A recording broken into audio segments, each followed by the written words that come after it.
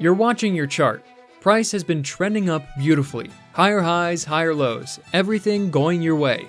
Then suddenly, one candle crashes through a swing low and closes below it. You enter a short trade, extremely excited because you're convinced this is the reversal. You grab your popcorn, sit down, stare at your monitor, but then suddenly, the price rips back up and keeps climbing. You stare at your screen confused on what just happened and your account just bled. Well, I'm going to teach you exactly why that happened, so this never happens to you again. What you experienced was a fake change of character, and the change of character is probably the most misused concept in smart money trading right now. Everybody draws it on their chart, everybody throws the label around, but almost nobody talks about the criteria that make one actually valid versus one that's designed to eat your account alive. So today, I'm going to show you what a change of character really is, the 4 non-negotiable criteria that separate a high probability CHoCH from a trap, and then I'll walk you through a complete strategy on real charts. Entries, stop loss, take profit, everything. And stick around to the end because I'll cover a mistake even experienced traders keep making, one that could flip your entire approach to these setups. Let's get into it. Let's define the 2 terms that are the backbone of SMC market structure analysis. First, break of structure or BOS. A break of structure is a trend continuation signal. In an uptrend, when price closes above a previous swing high, that's a BOS. It simply tells us that buyers remain in control. In a downtrend, when price closes below a previous swing low, that's a bearish BOS. Sellers remain in control. Second, change of character or CHoCH. This is a trend reversal signal. The name makes perfect sense when you realize there are 2 characters in every market, the bull and the bear. A change of character is literally the market switching from one character to the other. More precisely, a change of character occurs when the dominant market momentum subsides, signaling a shift in the overall trend and order flow. It's the first indication that a shift in market structure is on the horizon, a potential transfer of control from buyers to sellers or vice versa. And here's a non-negotiable rule. You must have a candle close beyond the level. A wick does not count. If you're on the hourly chart, you need an hourly candle to close above that high or below that low. Wicks are just tests. They don't confirm anything. This single rule will save you from countless false signals. Now, which swing point do we use to confirm a change of character? This is where traders get tripped up. The rule is simple. A CHoCH must originate from the last swing high or low that produced the most recent break of structure. You trace back to the last BOS, and the swing point that created that BOS is your CHoCH level. Not some random internal swing, not a minor pullback, the actual external swing that triggered the last BOS. If price closes beyond that level, you have a valid change of character. This connects directly to external versus internal structure. All those minor swings happening inside the larger move, they're internal. They don't count for CHoCH confirmation. You need the external level, the one that matters on your chosen time frame. Now that you understand what a change of character is, let's talk about what separates a high probability CHoCH from a trap. Not every CHoCH is worth trading. There are specific conditions that dramatically increase the odds in your favor. The first and most important condition, higher time frame mitigation. A change of character is valid only if price reversed from a higher time frame supply or demand zone before initiating the CHoCH. If price creates a CHoCH in the middle of nowhere without interacting with any supply or demand zone, even the candlestick pattern looks perfect, it is not a valid change of character. Let me show you exactly how this plays out. Imagine a bearish market structure. Sellers are in control. Price is making lower highs and lower lows with bearish BOS after bearish BOS. Price pushes up and breaks above a recent supply zone. Many novice traders see this and think, that's a CHoCH, the bearish phase is over, time to go long. They enter a buy and place their stop loss below the new demand zone. But what actually happens? Price makes a brief upward move, taps into a higher supply zone, and then continues bearish, smashing through their stop losses. What did they miss? The price hadn't reached any unmitigated higher timeframe demand zone. There was no reason for a true reversal. The market simply moved up to mitigate supply, using the broken level as an inducement to sweep liquidity and fuel the next leg down. The second condition is the liquidity sweep. Before a valid change of character, we want to see price sweep a pool of liquidity near our higher timeframe zone of interest. But before I show you how this looks on a chart, let's talk about why liquidity sweeps happen in the first place. Because once you understand this, everything about smart money concepts clicks into place. Institutions, hedge funds, banks, market makers, operate with hundreds of millions of dollars. They can't just click buy the way you and I do, because they would move price against themselves before their order is even filled. Think about it. To buy, someone has to sell to you. If you want to buy $1 billion worth of an asset, you need to find $1 billion worth of sellers willing to do it at the same time. And where do you find that volume of sellers? Below the lows. That's where all the stop losses and sell stops are sitting. Every retail trader who went long and placed their stop loss below a recent low, that's a sell order waiting to be triggered, and that is the fuel institutions need. So what do? They push price toward those liquidity pools, collect all those orders, and then reverse in the direction they wanted all along. They do it because it's the only way to execute orders of that size at a good average price. This is not some conspiracy theory, this is just the mechanics of how large orders get filled in any market, and once you see it, you'll notice it everywhere. Now, the most common forms of static liquidity, these predictable pools of resting orders, are equal highs, equal lows, and dynamic trend lines. Basically, double tops, double bottoms, triple patterns. These are the areas where retail traders cluster their stop losses and pending orders, creating exactly the fuel institutions are looking for. Here's how it comes together. On the 15-minute chart, price is in a downtrend. It taps a supply zone and creates an unmitigated supply zone waiting to be tested. Zoom into the 1-minute chart. As price pushes toward that 15-minute supply zone, it forms equal highs, a double top, just below the zone. This creates a liquidity pool. Price sweeps the liquidity above those equal highs, taps into the HTF supply zone, reverses sharply, and breaks below the most recent major low, creating a change of character. This is a high probability setup. Higher timeframe mitigation and liquidity sweep, both confirming the CHoCH. The market needs liquidity for momentum. If price doesn't sweep liquidity before a key level, it often loses that zone as the liquidity, meaning the level won't hold.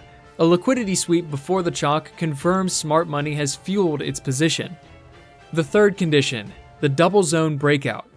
For maximum conviction, price should break through 2 consecutive supply or demand zones in a single impulsive move.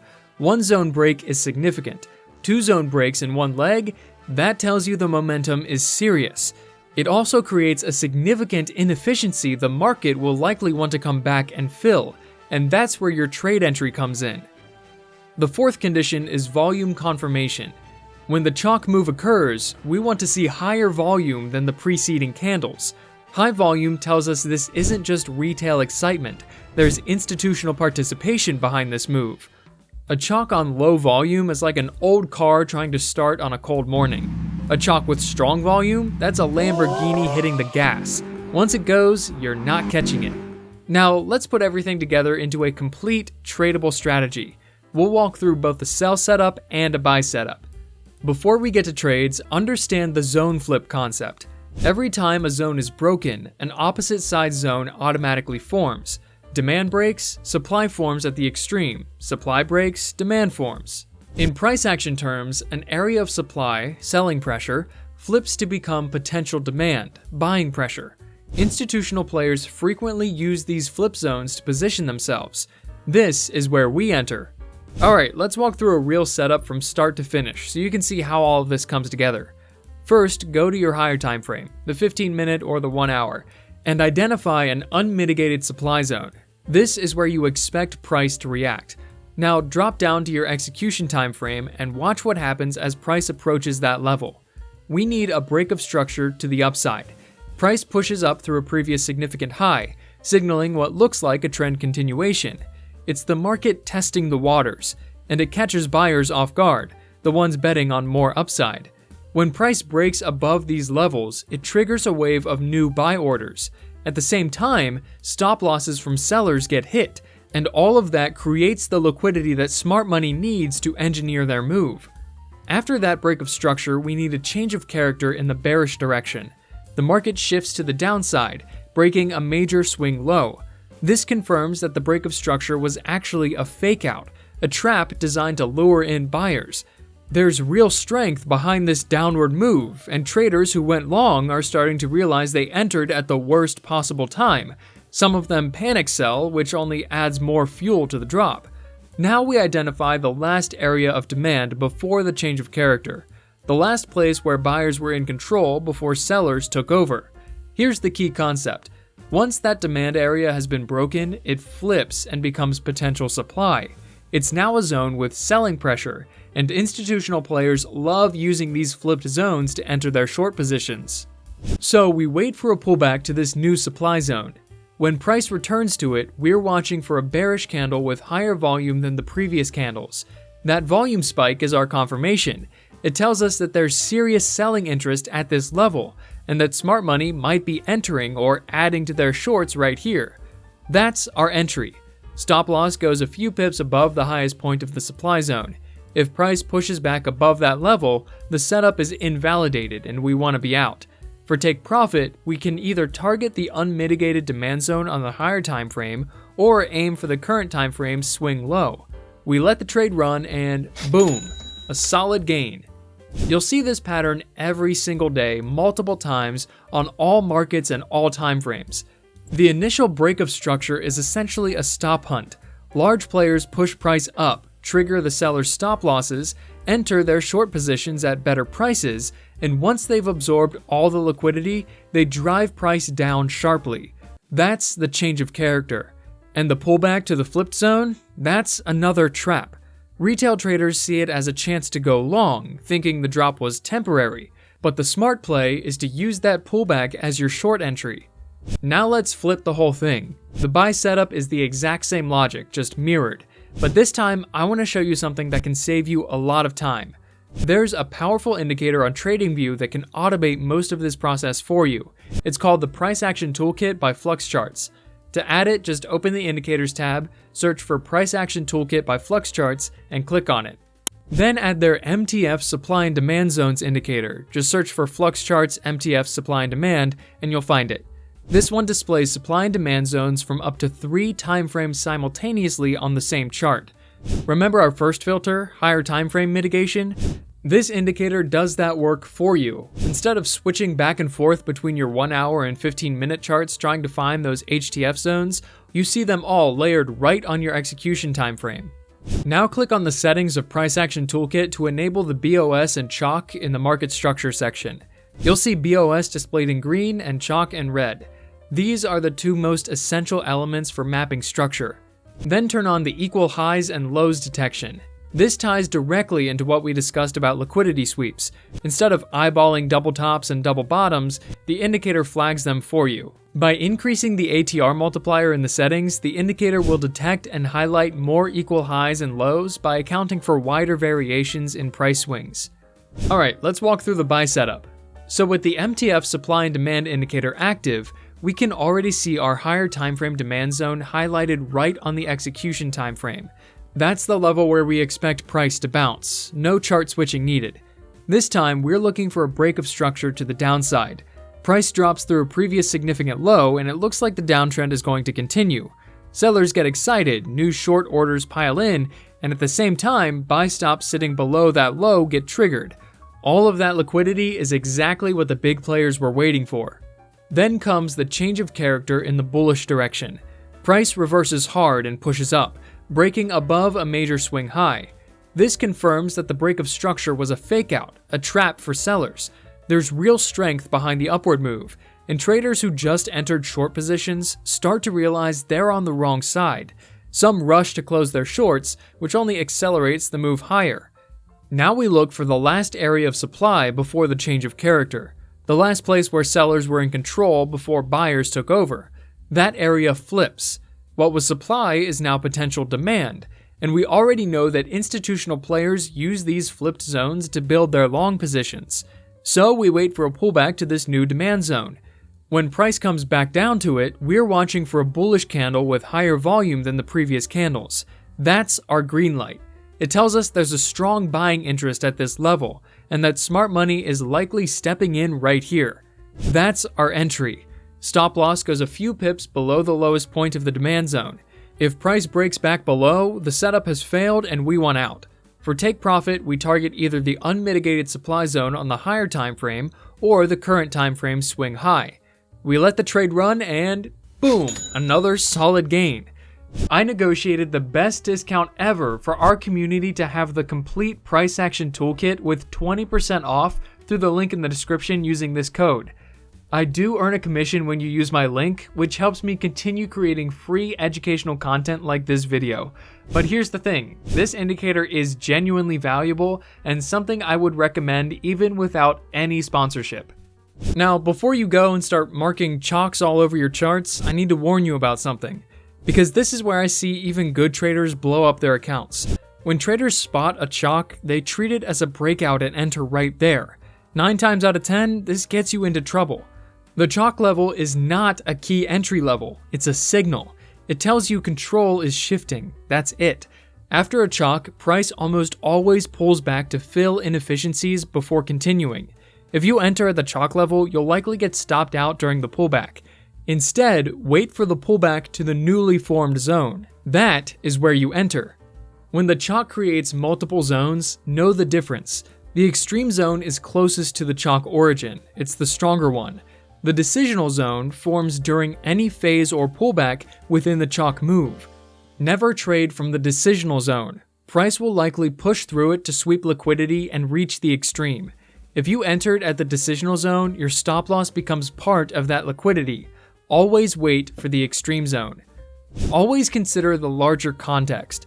A CHoCH occurring at the end of a pullback in a larger trend is actually a continuation trade, not a reversal.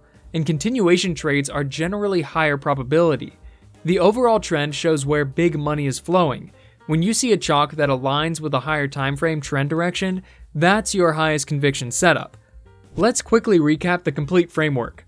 First, understand the structure. Identify uptrend, downtrend, or consolidation using external highs and lows on your chosen time frame.